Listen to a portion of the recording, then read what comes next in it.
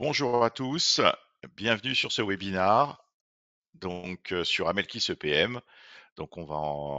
Il est presque l'heure, on va attendre encore quelques secondes et on va pouvoir démarrer. Comme à chaque fois, alors aujourd'hui je suis tout seul, on n'a pas d'invité, on va faire un plan où je vais vous présenter un petit peu les nouveautés d'Amelkis EPM par rapport à Amelkis Opera.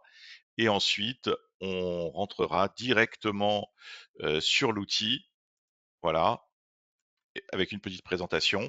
Et ensuite, on se fera une petite séance de questions-réponses à la fin, dans quelques minutes.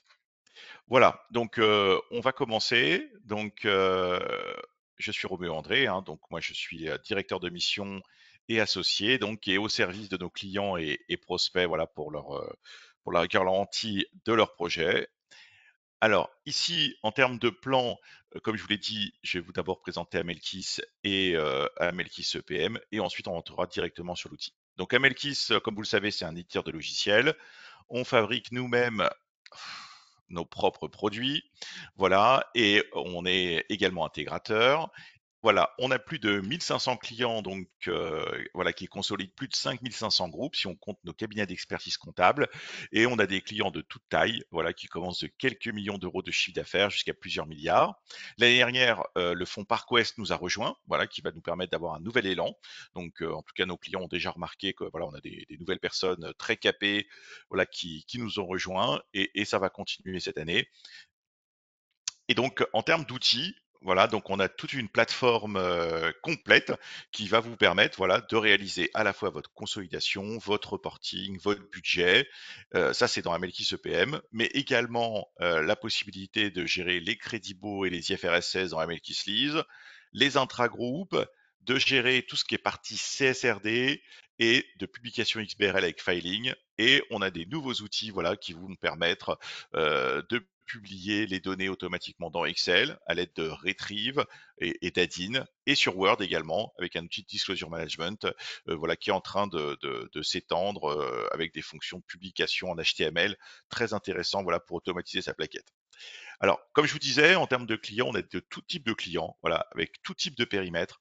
Donc, on a des clients de quelques sociétés jusqu'à des clients qui ont plus de 500 sociétés. Voilà, donc c'est une solution qui va s'adapter à tout type de problématique, quelle que soit la complexité, de la plus simple à la plus complexe. Voilà, donc là, je vous montre encore quelques clients dans tous les secteurs. Alors, comme vous le savez, depuis 2023, donc on a entamé le remplacement d'Amelkis Opera, qui est notre outil principal, voilà, depuis 2005, et donc on le remplace progressivement par Amelkis EPM. Une majorité de nos clients, voilà, plus de 1000 clients, ont déjà basculé sur Amelkis EPM, et les derniers vont basculer cette année sur Amelkis EPM, parce que Amelkis Opera, voilà, va s'arrêter au 31 décembre de cette année. On est sur une solution de nouvelle génération, toute neuve, en full web, voilà, qui vous permet, voilà, de faire votre consolidation et votre reporting. Et surtout, l'idée, c'était de garder cette histoire de simplicité. Voilà, on en parle beaucoup, hein. La majorité des groupes vont devoir changer d'outil dans les prochaines années.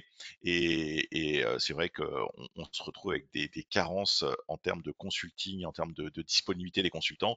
Donc, c'est très important d'avoir une solution qui se déploie rapidement, préparamétrée et qui soit très simple d'utilisation. On a capitalisé, et le point important, c'est que la migration, pour les clients qui étaient déjà chez nous, c'est qu'on a capitalisé sur notre ancien outil. Donc, contrairement à certains outils, quand on change de version, qui sont complètement vides, eh bien là, on a réussi à conserver tout notre paramétrage dans l'outil, tout ce qu'on avait fabriqué depuis plus de 15 ans. Et donc du coup, bah, on est sur un nouvel outil, mais on a nos règles, on a notre plan de compte, on a nos états. Voilà, on va pouvoir capitaliser et démarrer des projets très rapidement. Et pour de la partie consolidation statutaire, eh bien, on peut commencer quasiment instantanément. Alors, en termes d'interface, bah là, c'est un petit peu notre innovation, voilà, depuis plus de 20 ans. L'idée, c'est d'avoir un outil très simple d'utilisation, très facile à prendre en main, et surtout avec aucun langage informatique, aucun code informatique. Voilà, ce qui garantit le fait que le client, l'utilisateur, peut prendre en main, peut utiliser l'outil, peut l'administrer très simplement. Alors, ici, les principales modifications par rapport à Melkis Opera, bah, surtout, c'est que maintenant l'application est vraiment en full web total. Donc que ça soit les parties d'administration, d'exploitation, de paramétrage, voilà, plus aucun composant installé sur son poste. On est sur un client léger, plus besoin d'Excel, plus besoin de Word. Voilà, tout est inclus dans l'outil. On est sur une nouvelle infrastructure, voilà, dédiée et certifiée. Voilà, donc la certification ISAE 3402 a été faite pour 2024 et on est sur des plateformes informatiques redondantes avec des PRA, voilà, avec des pen tests qui sont réalisés, des certifications internationales comme Cybervadis, voilà, des outils de sécurité très performants. Voilà, donc là vraiment en termes de sécurité et d'architecture, on est vraiment sur les derniers standards. Le processus, ça c'est très important. Le fait qu'on ait changé d'outil, qu'on soit sur Amelkis EPM, eh bien, on a conservé le processus que les gens aimaient bien sur Amelkis Opera et surtout sur les anciens outils du marché. Voilà, donc là c'est vraiment quelque chose de très fort. Euh, les gens ont eu l'habitude de travailler sur certains outils avec vraiment une démarche très simple. Et bien là, on a conservé cette démarche simple, très didactique, voilà, avec créer une société, créer un périmètre, ouvrir un exercice, collecter les données, passer des écritures, consolider, voilà, et restituer. Voilà, donc en 6-7 étapes, vous avez tout le processus qui est résumé et qui va vous permettre de démarrer rapidement. Et en termes de paramétrage pour nos clients, eh bien, là aussi, on a fait beaucoup d'efforts. D'habitude, quand on change d'outil, même chez le même éditeur, on a des travaux de récupération, de reparamétrage. Eh bien là, en un minimum de temps, on migre sur Amelkis EPM et on conserve l'intégralité de son historique et l'intégralité de son paramétrage, quel que soit le paramétrage qui a été fait. Alors, on va rentrer sur l'outil et comme ça, vous allez pouvoir voir tout à l'heure qu'est-ce qu'on a. Mais sinon, voilà, comme je voulais vous dire, c'est surtout les points d'amélioration. Donc, les principaux points d'amélioration dans MLKIS EPM, eh bien, c'est tout ce qui est sécurité. Voilà, on a mis en place un portail qui va permettre de gérer la sécurité, de bloquer les accès en cas d'un acte malveillant. On a maintenant la possibilité de se connecter beaucoup plus facilement à des annuaires SSO, c'est-à-dire des annuaires Azure, Okta, SMLv2, de déclencher du multifactor authentication éventuellement, et surtout de bloquer des comportements malveillants. En termes d'interface, eh bien, on s'ouvre à ce qu'on appelle des API. Alors, des API à la fois internes, c'est-à-dire qui vont permettre de récupérer des données. Donc là, on a déjà des API pour pouvoir récupérer des données comptables sur les outils principaux du marché, pour récupérer les taux de conversion, par exemple. Mais là, il y a une petite nouveauté qui vient d'arriver là il y a quelques jours.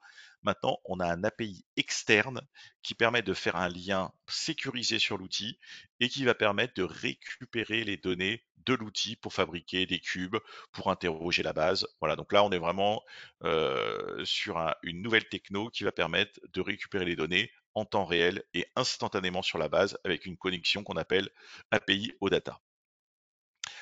Voilà, on a mis en place de nouveaux outils, des outils pour planifier des tâches qui vont permettre d'automatiser les tâches, des tâches d'import, de validation, de consolidation par exemple. Donc ça, c'est quelque chose qu'on entend beaucoup parler. Donc pour les grands groupes qui ont des grosses tâches, on peut automatiser des éléments. On a développé également la possibilité de personnaliser son processus à l'aide de workflow. Donc ça, c'est des choses qu'on est en train d'améliorer au fil de l'eau. Et enfin, on a intégré donc cette partie BI. Donc le fait qu'on ait un API maintenant qu'on peut connecter en temps réel. Donc on avait le choix il y a quelques semaines encore de pouvoir créer et d'intégrer des états Power BI dans l'outil. Et maintenant, on peut se connecter avec ce lien au data encore plus naturellement pour créer chez vous directement tous les liens et créer des liens avec la base et de faire de la data visualisation dans les outils du marché que vous avez. Alors, pour les clients qui étaient déjà sur Opera, les grosses améliorations, c'est des améliorations de performance. Donc, on travaille beaucoup sur la performance parce que, bien sûr, en ce moment, on a des montées en charge depuis le mois de janvier. Donc, on adapte nos serveurs, on adapte l'outil pour que la performance soit au rendez-vous. Donc, les points d'amélioration principaux, c'est que la validation maintenant des données et des liasses se fait en parallèle, c'est-à-dire maintenant on peut lancer 100 sociétés en même temps et en quelques secondes la validation est terminée. On peut lancer plusieurs consos à la fois et on a intégré voilà des fonctionnalités de paramétrage encore plus élaborées, des calculs de hiérarchie, des règles encore plus simples qui vont permettre donc encore d'améliorer le paramétrage. Et il y a une petite nouveauté aussi qui vient d'apparaître, c'est tout ce qui est la possibilité de faire des filtres. Voilà, donc dans Amelkis Opera, on pouvait pas faire de filtres, on n'avait que des attributs qu'on pouvait faire. Et là, on vient de développer une notion de filtre qui va permettre de combiner des attributs, de combiner des valeurs entre elles. Et ça donne une grosse puissance également au paramétrage. Alors, on va aller directement sur l'outil et donc on va pouvoir voir, voilà, directement à quoi ressemble l'outil. Hop, voilà. Voilà, donc l'application elle est full web, vous n'avez absolument plus rien à installer sur votre poste. Chaque utilisateur va mettre son login et son mot de passe et on va pouvoir rentrer directement dans l'outil. Voilà. Donc là ici, je vous montre un élément standard de consolidation, hein, mais sachez qu'on peut faire bien sûr évoluer la base sur du reporting et du budget par exemple. Donc là, ici, on va retrouver une page d'accueil qui va vous permettre de voir l'état d'avancement du processus. Et à gauche, on a toutes les fonctionnalités de l'outil. Donc on va retrouver un environnement, un premier menu qui s'appelle environnement qui va vous permettre de mettre en place les principaux indicateurs d'administration. On a tout ce qui est collecte des données dans l'exploitation et analyse des données avec tout un ensemble d'outils qui permettent voilà, de restituer la donnée sous différentes formes. Alors, la nouveauté également, c'est qu'on a fusionné Amelkis Intercompagnie.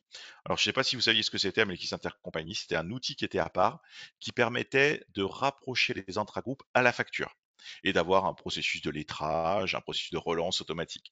Et bien là, il est directement maintenant fusionné à Amelkis EPM. Et si on souhaite l'utiliser, voilà, on n'a plus besoin d'avoir un autre outil, il est directement dedans. Alors, si on développe les fonctions, vous voyez, on va développer de manière verticale chaque fonction. Vous voyez, donc vous allez voir, c'est très simple et très évident. On va créer ces différentes sociétés.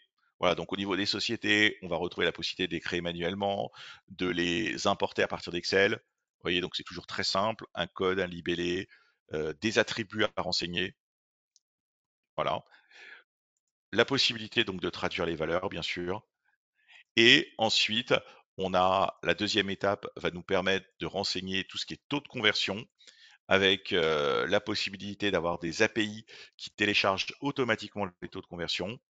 Et dans EPM, on a introduit la nouveauté, c'est qu'on peut maintenant tout simplement avoir des taux spécifiques par société.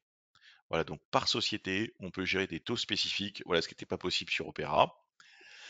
Ensuite, on va pouvoir gérer tout ce qui est taux d'impôt, voilà, ce qui va permettre donc d'automatiser le calcul de la fiscalité différée dans l'outil, avec des assistants qui sont déjà présents. Voilà, on va renseigner le taux d'ouverture, le taux de clôture, le taux d'impôt de la consolidante pour la preuve d'impôt. Ensuite, on va pouvoir définir tous les périmètres que l'on souhaite.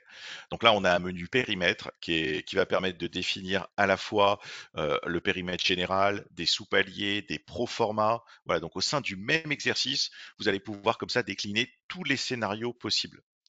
Et donc là, ici, pour créer un périmètre, on va tout simplement mettre un code, un libellé, une version.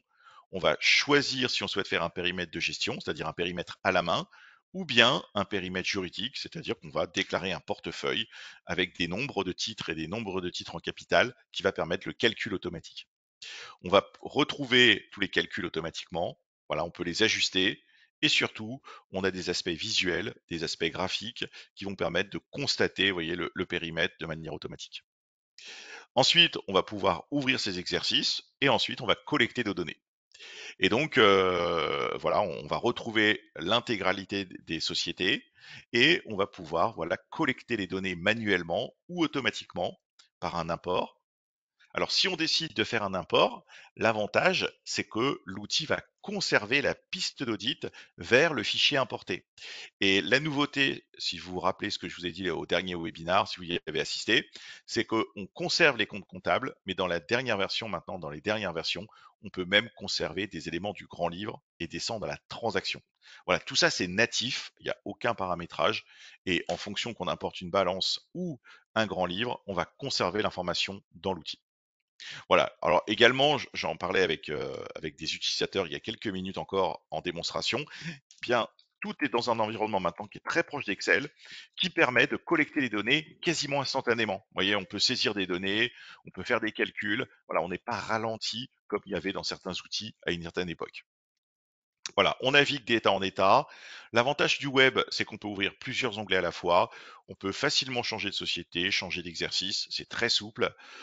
On a bien sûr la possibilité de naviguer très facilement.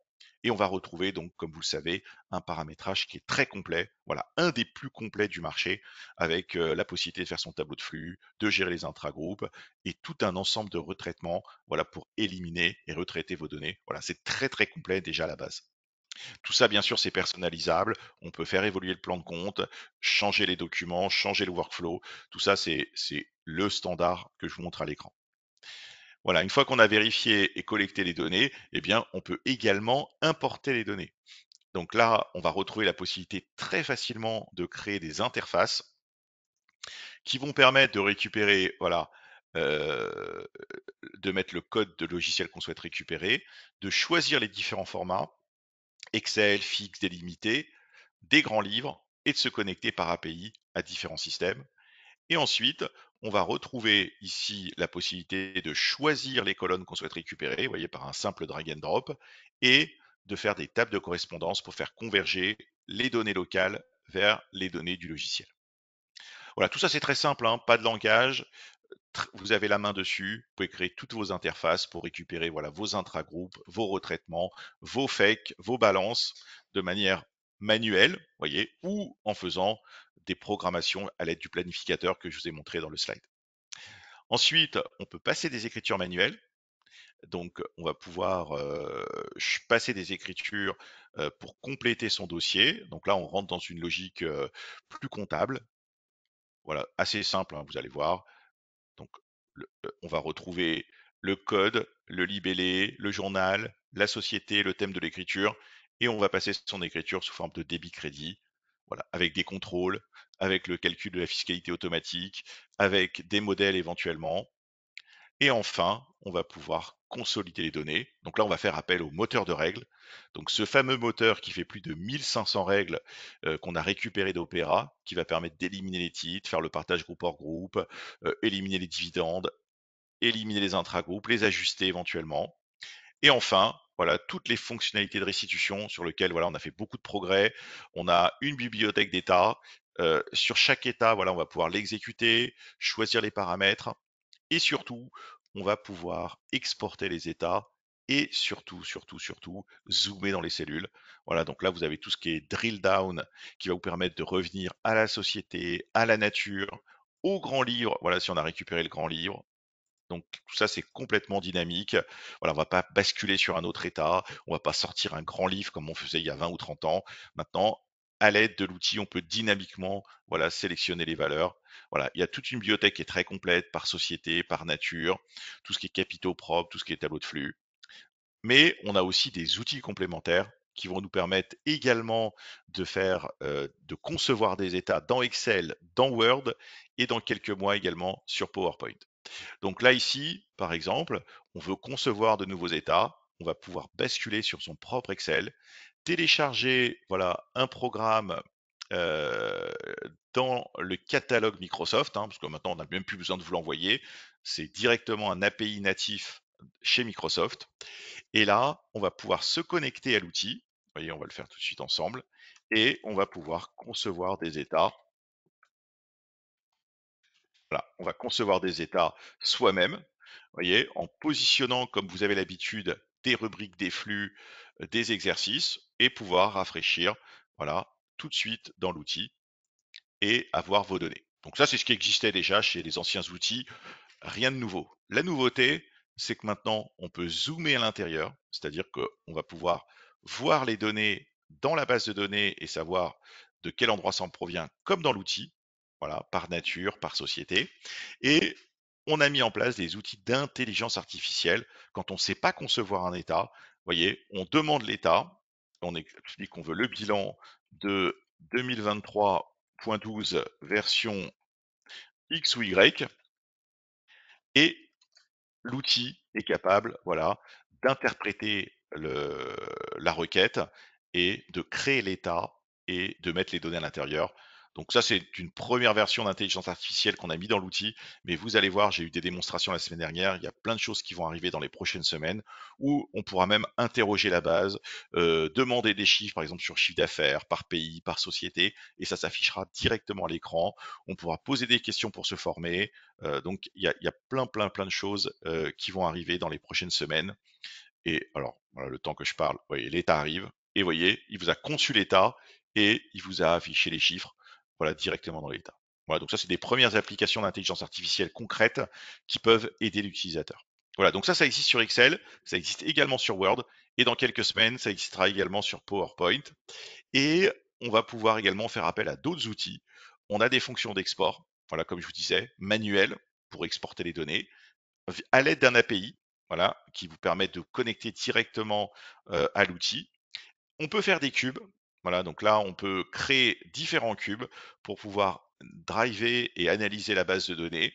Donc là on rentre dans la base de données et on retrouve tout de suite voilà les différentes données, les différentes dimensions et on peut voilà jouer avec les dimensions pour les basculer en ligne et en colonne et naviguer dans ces données rapidement. On peut bien sûr brancher des outils de BI dessus, donc soit directement dans l'outil comme je vous montre ici, soit par ce fameux lien au data qui va vous permettre voilà, de mettre une couche BI directement dans l'outil. Voilà, donc là, ça c'était des choses, moi dans ma carrière quand j'ai travaillé il y a plus de 15 ans dans des grands groupes, je ne dirais pas les sommes pour être indécent, mais c'était des sommes titanesques pour installer ce type d'outil. Et là, on est vraiment sur des technos maintenant. Voilà, on vous donne un lien au data, vous vous connectez à la base et directement, à l'aide de Power BI ou d'un autre outil, vous allez pouvoir créer des graphiques, voilà, et les intégrer dans vos cubes actuels, dans vos analyses actuelles ou bien dans l'outil. Voilà, donc là, ça offre une possibilité de data visualisation qui est quasiment infinie et qui va vous permettre de mettre en valeur vos différents chiffres. Ensuite, voilà, vous avez des outils de workflow, bien sûr, des outils de planification, et ça reste un outil, bien sûr, qui est complètement personnalisable. Vous pouvez, bien sûr, augmenter les rubriques, créer des rubriques complémentaires, créer des hiérarchies comme vous le souhaitez à l'infini. Alors, je vais vous montrer la nouvelle fonctionnalité pour créer des filtres, voilà, qui est dans la table, et on peut créer des filtres, voilà, en combinant des requêtes et ou, voilà, et on peut comme ça assez facilement créer des combinaisons et les enregistrer pour créer des filtres spécifiques. Voilà, donc là, c'est tout ce qui est gestion du paramétrage, voilà, qui reste quand même un paramétrage très simple, sans langage informatique et qui va permettre d'étendre des fonctionnalités d'outils, d'aller sur des fonctions de reporting de gestion, d'FP&A, de reporting analytique, voilà, comme vous le souhaitez, sur des prévisionnels, quel que soit le nombre d'années ou le nombre de mois, on peut comme ça prévoir dans l'outil et faire des budgets à l'infini. Voilà, on a terminé cette petite présentation. Voilà, on est sur un outil moderne, comme je vous l'ai montré, assez simple à prendre en main, très packagé pour un démarrage assez rapide. Et ce que je vous propose là sur les quelques minutes qui nous restent, c'est si vous avez des questions, eh bien, on peut échanger. Alors, donc, je suis accompagné de Mélanie, comme d'habitude, qui va m'aider à répertorier vos questions. Donc, sur le côté, vous avez la possibilité de poser des questions, n'hésitez pas. Euh, si vous avez des doutes ou des éléments à approfondir, sachant que bien sûr, vous pouvez nous contacter pour une démonstration un peu plus posée, parce que là, ça a été très très vite, et pour approfondir. Alors, Mélanie, je ne sais pas si on a des questions. Pas pour l'instant. Voilà, alors le temps que peut-être que les questions viennent, sachez que bien sûr c'est un outil qui vient, voilà, qui est en plein développement encore. Voilà, donc on va intégrer plein de choses, hein, d'intelligence artificielle, on va améliorer le workflow, on va encore améliorer les fonctions de connectivité, d'automatisation, de performance. Voilà, c'est vraiment un outil sur lequel on continue à investir énormément et qui continue à grandir, voilà, pour que vous voyez, on ait un maximum de fonctionnalités pour vous faire gagner du temps, mais tout en gardant cet esprit simple, tout en gardant des valeurs de simplicité dans l'outil et une prise en main rapide pour vous. Bon, bah, s'il n'y a pas de questions, je vais vous laisser ici. En tout cas, je vous remercie d'avoir participé à ce webinaire. N'hésitez pas à vous inscrire sur d'autres webinaires sur la partie W365, X365, qui vous permet de voir un peu ces outils complémentaires. Lise également, pour tout ce qui est gestion des contrats, voilà, qui sont des produits qui sont dans la gamme et qui vous permettront de découvrir d'autres outils. Bon, alors s'il n'y a pas de questions, je vous remercie beaucoup. Je vous souhaite une bonne journée et je vous dis à bientôt alors. Merci, au revoir.